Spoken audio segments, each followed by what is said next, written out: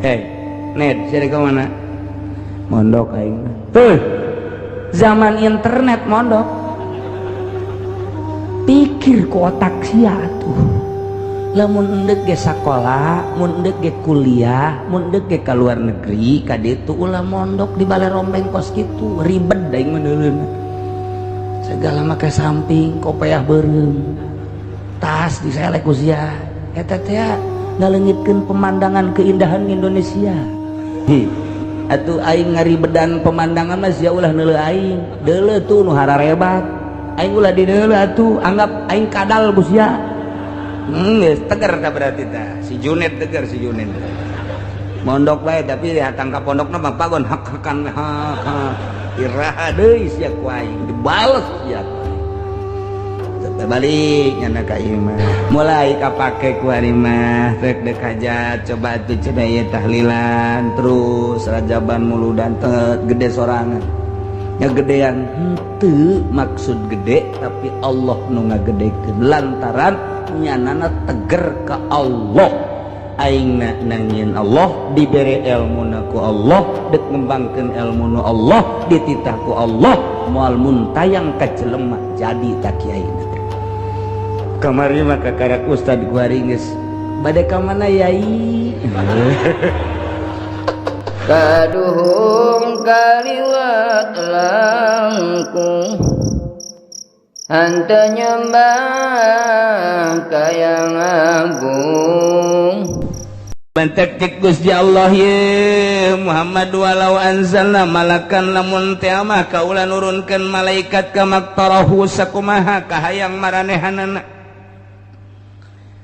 nganyatakeun malaikat teh bahwa anjeun teh rasul kaula tetep bae datang tinggal datang malaikat di mana bae malam yu'minu nyana moal iman ja emang keheul jeung geuleuh ka anjeun teh malaikat diturunkeun sakumaha pamenta manehanana jeung malaikat nganyatakeun bahwa anjeun teh sebagai utusan Allah utusan kaula tetep nyana moal iman bae ahli Mekah mah lantaran nungat jadikeun teu iman teh tilu perkara cek Gusti Allah ka ahli-ahli Mekah teh ka para ponggawa-ponggawa Abu Jahal termasuk Abu Jahal napis hiji dunia anu mah jadi ngajadikeun takabur ka dirina nomor kadua kapangkatan nomor katiluna ieu kamulyaan tilu nu ngahalangan ka manehanana teh maknya aing sugih maknya aing beunghar kudu iman ka Muhammad sedangkeun Muhammad mapan mawa syariat engke ieu teu meunang itu teu meunang sedangkeun dunia mapan kudu nikmati kaladatan jeung kangeunahanana engke lamun aing iman ka Muhammad meureun mabok teu meunang meureun zinah teu meunang meureun judi teu meunang ta aing teh beusi dilarang kos kitu sedangkeun dunia teh kapan luar biasa nikmatna cak jelema lain ahli Allah hiji nomor kedua nu ngahalangan iman ka Kangjeng Nabi teh adalah kapangkatan maknya pan aing mah gubernur pan aing mah bupati pan aing mah camat pan aing mah lurah pan aing mah RT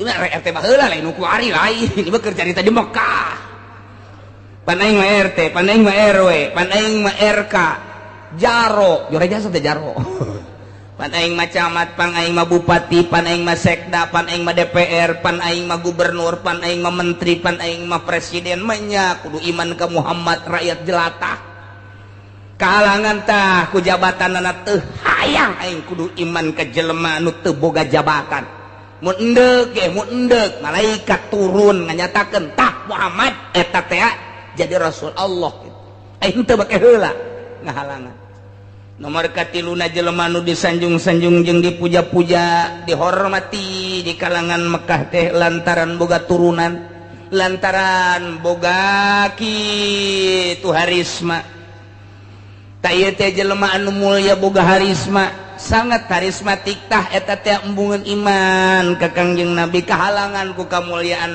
lantaran mun iman besi engke teu disanjung-sanjung teu dipuja-puja etalah nu ngahalangan iman ka Kangjeng Nabi Muhammad sallallahu alaihi wasallam jah horeng datang ka kuari eta kos kitu hiji dunia coba deuleu nu loba dunia kakarak naik boga Innova bae ge geus lain deui tingkahna kamari mah keur boga Avanza tulak cangkeng ge masih dicangkeng kene barang boga Innova mah geus rada kaluhur ka susu barang ganti kuari mobil nangis kana CRP ditak-tak tulang cangkeng barang ganti deui kana Fortuner diceuli di barang boga baby band mah geus kikieuan hese jang tulak cangkeng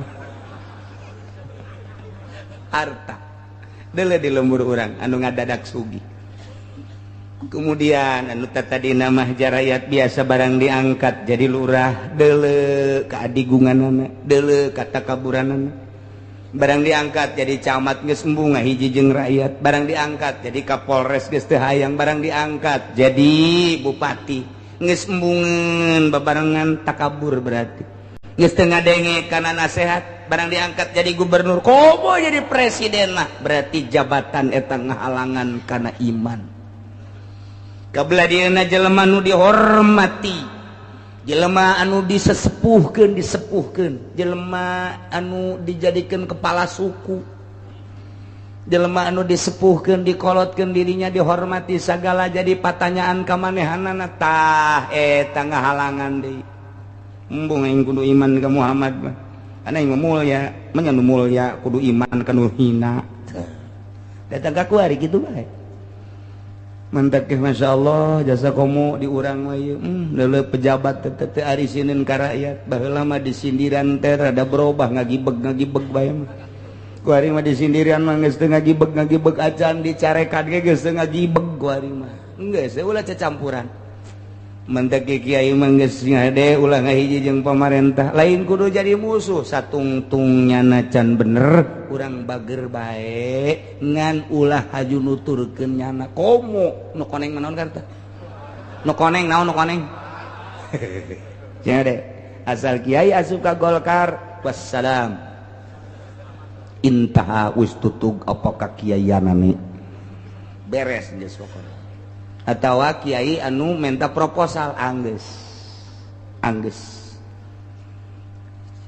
atuh kumaha cenah ngabangun menta ka Allah emang haram ulah nyaritakeun haram jeung halalna panjang nyaritakeun nu enggeus di mana dibere proposal sumbangan beak kabeh masyarakat embung ngaji santri embung ngaji emang haram ulah nyarita haram jeung halalna asal geus disumbang bae wallahu a'lam ruhani naik teu hayangeun ngaji ilmu tinggal ilmu kenyataan bae mah kenyataan Garut sa Garut Bandung sa Bandung Tangerang mah alhamdulillah eueuh nu kaliwat araya kabeh dideuleu ku mata urang asal disumbang ku pemerintah wallahu a'lam embungeun ngaji ka kiai geus ulah nyaritakeun haram jeung halal tah mah los bahas ka ditu haram jeung halal mah pagede-gede dalil loba nu ngahujah Imam Ghazali ge ngameunangkeun leg-leg ku sia Ihya cek nya mah aing teu maca meureun Ihya jauh ngameunangkeun cenah Imam Ghazali ge disumbang ku pemerintah malah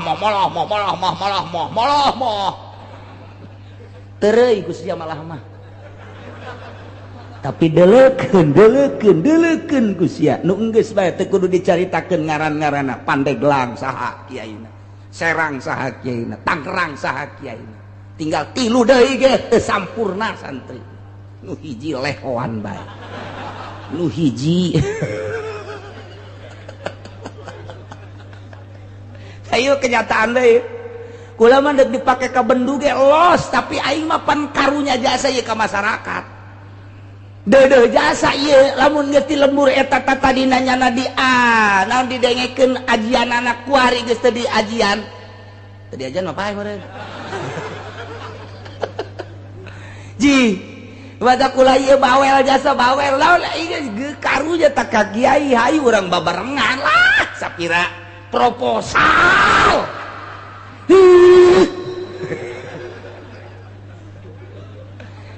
kiai pancen dibuka ku pamarentah cokop duitna jadikeun ka jalan ulah di pondok pesantren kajalankeun bae tah kajalankeun beuli split aduk-aduk geus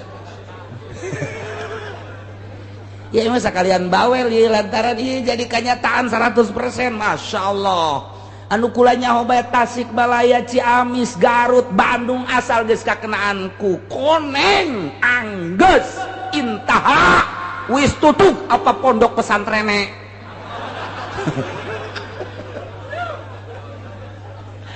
Heran eta di mana-mana ge heran, aing mah heran. Geus teu nyaritakeun haram jeung halal geus tah mah bisa-bisa dalil mah. Los tah mah. Nya Imam Ghazali nu ngameunangkeun ge los, tapi kanyataanana di mana bae asal geus disumbang beres. Mantak ulah hayu urang babarengan hayu ih ngaji ke mana sih? Aduh kajeun aing mah dipake ka bendug ge ku camat kula kajeun. Asal ieu urang agama hayu babarengan aing mah kajeun geus gregetan bupati ka aing kajeun heulana aing mah asal aing ulah digeregetan ku Allah kajeun ieu mah digeregetan ge cenah camat lo sombong jasa tamaki oce aing disombongan ku camat mah bila perlu camat mah ditikrekeun ku artinya disombongan deui sodaqoh aing mah boga hujah jelema sombongan deui sodaqoh ngaranna. Ayo guys, ieu mana hancur aja, masya Allah.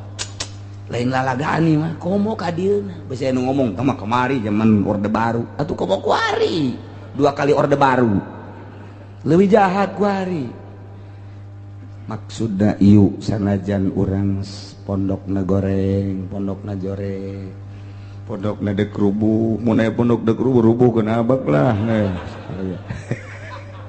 ulah dibangun ku duit pemerintah ulah nyaritakeun halal haram ulah nyata na bae insyaallah ilmu gede ku gedena loba ku lobana aya teu bisa disalurkeun mah deuk kumaha atuh ieu ya cek Gusti Allah walau anzalna lamun kaula nu agung nurunkeun malakan malaikat ti luhur langit sakumaha kahayang para ahli-ahli Mekah nganyatakeun bahwa anjeun teh Muhammad sebagai utusan kaula tapi tetep bae anjeunna falam yu'minu teu ariman laqudiyal amru niscaya beres urusan maksudna beres bihilakim rusak sanggeus teh rusak summa la yunzaru moal aya waktu teu dibere waktu teu diengkekeun deui jang tobat jang menta hampura sebab sakumaha adat Gusti Allah ka umat-umat nu baraheula memeh ahli-ahli Mekah dirusak dina nalika diayakeun pamentana ketika diayakeun pamentana nyana teu iman deuleu umat Kangjeng Nabi Nuh deuleu umat Kangjeng Nabi Hud deuleu umat Kangjeng Nabi Lut deuleu umat Kangjeng Nabi nu lain-lainna ketika jana menta ka rasulna menta ka nabina dibere ku Gusti Allah sakumaha pamentana tetep teu iman dieu teu dingkekeun deui ku Gusti Allah sikat habis siksa tidak menutup kemungkinan deui ka anjeunna ka maranehanana ahli Mekah ketika naon pamentanya nah yang diturunkan malaikat kemudian kaulah nurunkan tapi tetap jaga teu ariman jag keheul ieu ka anjeun eta pan berarti ngundang siksa ke ku aing disiksa cek Gusti Allah entek moal diturunkan kita deudeuh jeung jaah ka Kangjeng Nabi sehingga pamenta mun diturunkan jababari jasad tapi Allah teu daek nurunkeun nu matak teu daek nurunkeun niscaya engke mun diturunkeun tetep teu ariman lamun geus diturunkeun teu iman siksa nu aya mentak walau ja'alnahu malakan laja'alnahu rajulan walalabasna alaihim ma yalbisun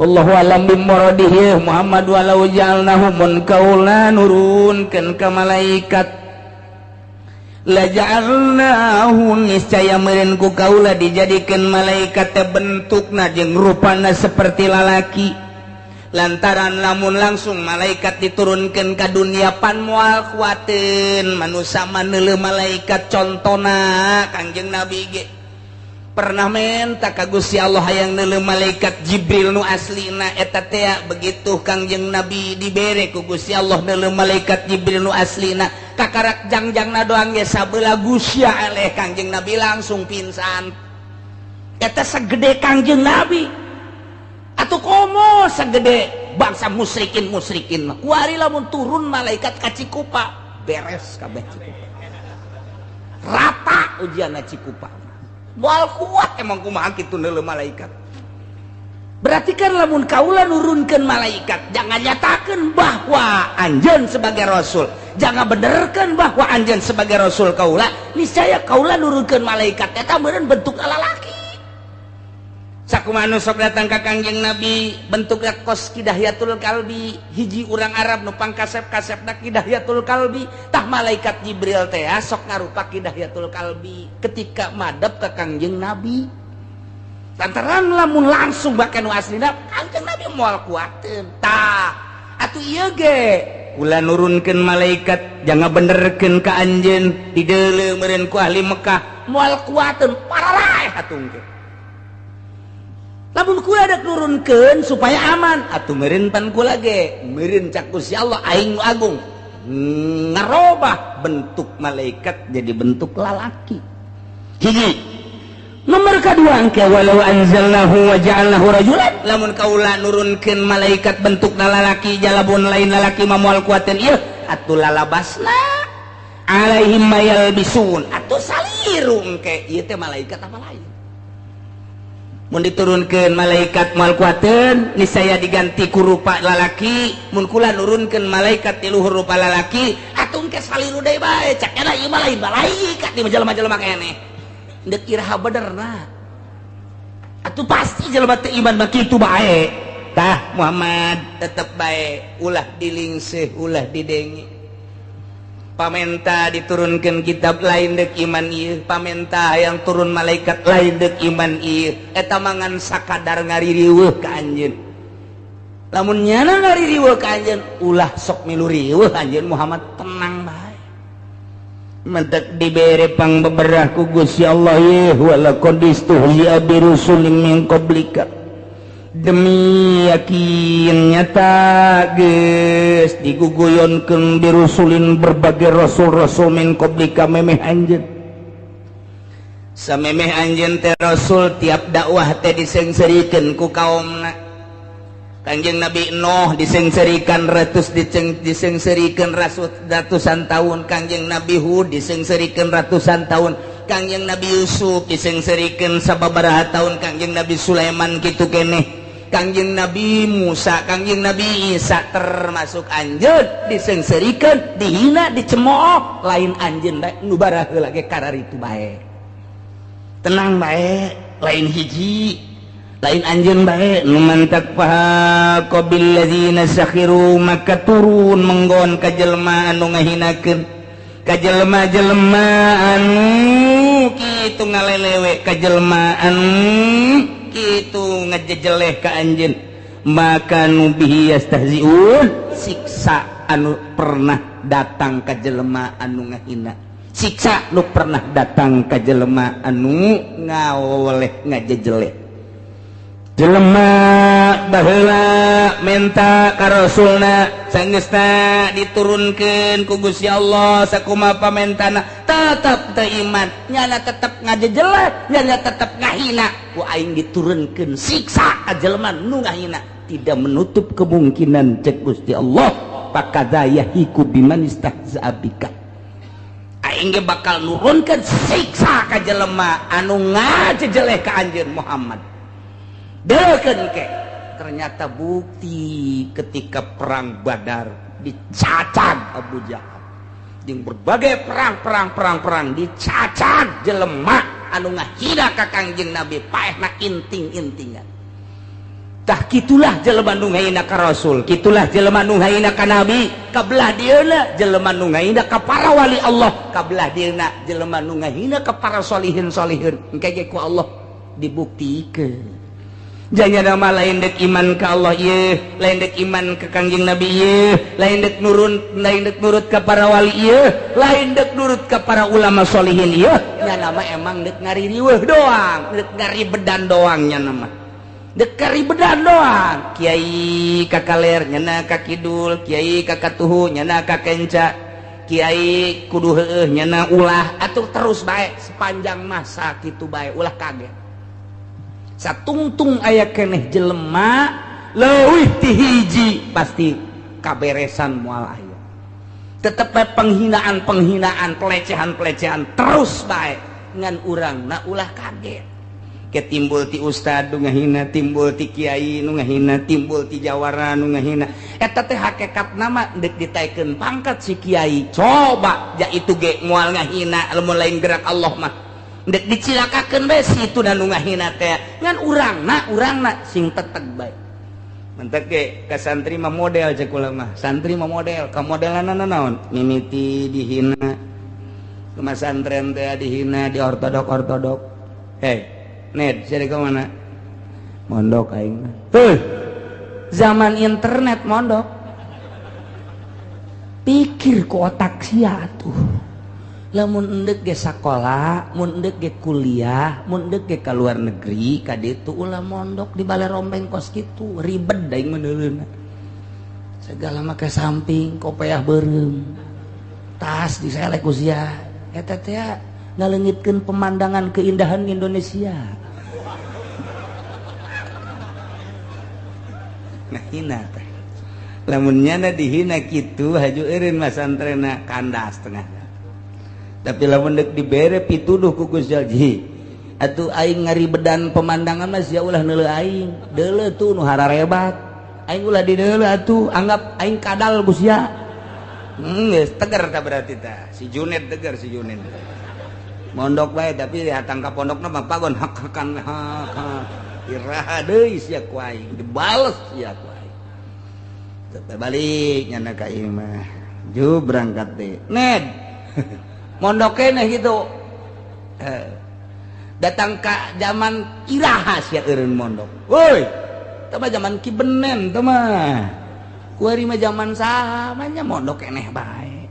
Dihina. Tetep bae mondok 5 tahun 10 tahun geus bisa ku hari mah aya muludan nya titah jadi MC. Waduh mulai geus tah kadengekeun je si Juna teh tah jam saan ngomongna nya kabeneran Kori nu kunyana disebut teu datang. Karena Kori tidak datang maka saya akan menggantikan Kori tersebut. MC ongkoh, Kori ongkoh. Wah, sakadaeknya nentu. Bismillah nage bisna di Jakarta, himna di Singapura. Halus para jasa. Beres, cak masyarakat Jabisan ya eta si Juned. Tibalah kini saatnya mubalik yang kita tunggu-tunggu untuk menyampaikan mauizah hasanah Kiai Syamsuddin. Ternyata teu datang. Kiai Syamsuddin tidak datang. Cak masyarakat, siapa Ned? Siapa Ned? Waduh, mainnya MC kula Kori kuari mubalik. Geus eueuh atuh. Ayo geus jan akan jadi mubalik. Masya Allah, luar biasa. Tah eta teh diborong kunyana zaman supermarket kuari batu. Kade kudu ngahina teh ji si Juned eta sasadanya. Sakumaha kotok jalak budak. Kabari mah dihina bareng tek bae kadenge mulai. Penghinaanna lain deui. Tad, ka mana Tad? Sial nya cek si Juned. Dek pondok sia Tad, geus Tad. Dah bari di ustad-ustad tapi ngahina keneh tetep. Pondok nih guys 15 tahun herang pan kadeuleu mancrit kopeahna pokona kepala KUA meleh megunya guys legegna geus aya sorban geus nancep di dieu. Masya Allah mulai guys parawan-parawan daftar kamari mah dihina kuari mah nu ngalamar sakumaha ngabesan. Aduh, darah datang ka imah bapana. Juned aya, aya. Nya gegeran dikawinkeun teu. Atuh kumaha jodoh bae cak bapana lah tokos lain. Di mah kula ge aya ti lokal luar-luar. Maksudna kudu atuh teu bisa leumpang. Sial cek si Junaid teh aya laku kos itu aing. Aya deui nu belah ditu. Junaid aya ji. Ini umur sabaraha? Asal geus tanyakeun umur mah berarti mengarah geus. Aya dua genep mah ka 27. Daing di imah ge atuh ja aya. Kunaon eta? Karena nyana mah mun ka mana ditungtun bae. Sial cek Junaid teh ka aing. Ayeuna keneh wae. Aya deui datang. Junaid aya di imah aya nyana pan di pasantren itu jadi kelurahna.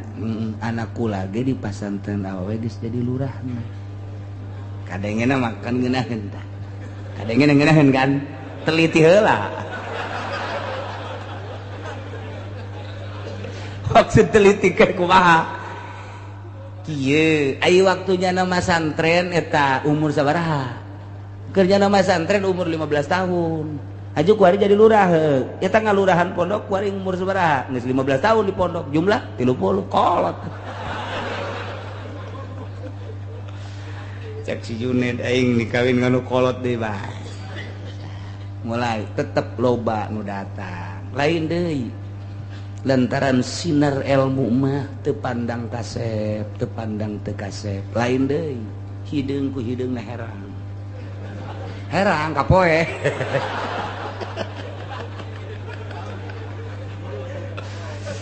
Ngan tetap si Junaid ge lantaran boga ilmu teu babari milih calon pamajikanna teh nu bawa nu bis ditanya net can kawin bae. Emang eueuh tanah lain eueuh. Maksudna aing mah neangan nu bisaeun dibawa sugih. Oh, sia so amat ye, da keur susah mah aing ge keur basi sugih ge.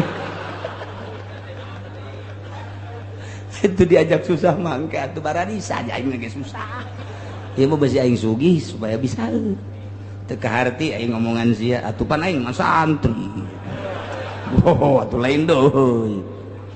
Mulai ku hari kawin teng magahan ku hari amil magahan jurumia lain deui. Teu nyieun pondok lah tihang awi. Dek aya nu nyumbang lurah, jangan kecuali besar. Aduh, podoli sama kos gitu. Aduh. Ulah, ieu mah pondok mah moal disumbang-sumbang teu kudu, ieu mah moal disumbang-sumbang ulah. Dek dimurnikeun ieu mah. Sadatangna dek dimurnikeun. Mulai beda kategeranana lain deui teu lobang geus mulai nu ngaromongkeun. Dah kiai kakarak jadi ustad bae ge sombong kunaon disumbang ku lurahnya mah embung dah moal maju tetep bae aing mah lain maju cek sia cak Allah. Mulai geus kategeranana lain deui haju jurig dewone wada gas ulah dipake teh kiai kos kitu ieu manya kiai kos kitu teh akur jeung urang kajeun aing mah ku Allah dipakena lain ku jelema cada teu kapake ku jelema aing mah asal kapake ku Allah bae engke timbul sinarna lain deui mulai aya nu paeh digerokeun titah mandian. Emang nasib santri mah kitu ieu nasib santri mah mulai geus mandian mungkus angkaning baheula tilok mungkus pan ngaji di kitab teh pohoan surahna dibungkus sakubahan deuk maistri. Cak masyarakat kan gitu amatnya Ustaz mangnya ditegor tad pan mungkus bae si kosi ulah loba omong padahal manehna ge mikir emang salah aing ya. Engke di jero kubur mukana kumaha anu dimaksud teh mukana kumaha eta nu mantek dibulak-balik ge abe babari mukana beungeutna tek nempel aya digorongkeun kitu. Salah bantu kan kurang tepat kalau ngomong kumaha aing we geus atuh pas nguburkeun ustad mana ustad ya kubur teh coba tah buka kunyana hese gunting mulai geus salah ieu salah aing mungkus kieu mah ieu mah teri ja kos kieu mah biasa mimiti jadi ustad mau kos gitu ditegor ku masyarakat tadi itu emang kos gitu aya nu kitu aya nu lain kumaha maitna tuh tilok elek ke mun aya deui deuleu ke lain deui aing mah atuh di kitab ge loba cara atuh mal eleh nya kiai mah kira jeung nu bodoh atuh mulai kapake ku ari mah rek deuk hajat coba atuh cenah ieu tahlilan terus rajaban muludan gede sorangan nya gedean henteu maksud gede tapi Allah nu ngagedekeun lantaran nyanana teger ka Allah aingna nangieun Allah dibere ilmuna ku Allah deuk ngembangkeun ilmu nu Allah dititah ku Allah moal muntayang ka jelema jadi tak kiaina kamari mah kakarak ustad kuari geus bade ka mana yai Ki Pudoli ge kamari ustad kuari geus kiai geus ada geus kiai nya kuari asal ulah kena hama jaki wae tuh geus kiai geus babari nang saha eta janjanana ge teh hayangan di kiai-kiai jateu nitah we budak aing kiai ke henteu nang manusia berarti gerak Allah dikiaikeun kabari mah ustad kene ustad Fudoli kuari geus kiai Fudoli isuk memanukan artina nang Allah henteu hayang malah mah garieung nu ngadenge buya nu ngadenge mama teu hayang Allah isin ka Allah gede daripada MC ka dia dokteran desa teka sebut kusi dokteran des Haji Fadil dokteran desan sia dipecat saya kuai tak kabur dah jelema mah atur mah dokteran des bae geus ulah dibabawa kiai na ge geus kudu dibabawa kusi sangaran Haji Fadil Kiai Haji Fadil teban buya Kiai buya mama loba amat emang kieu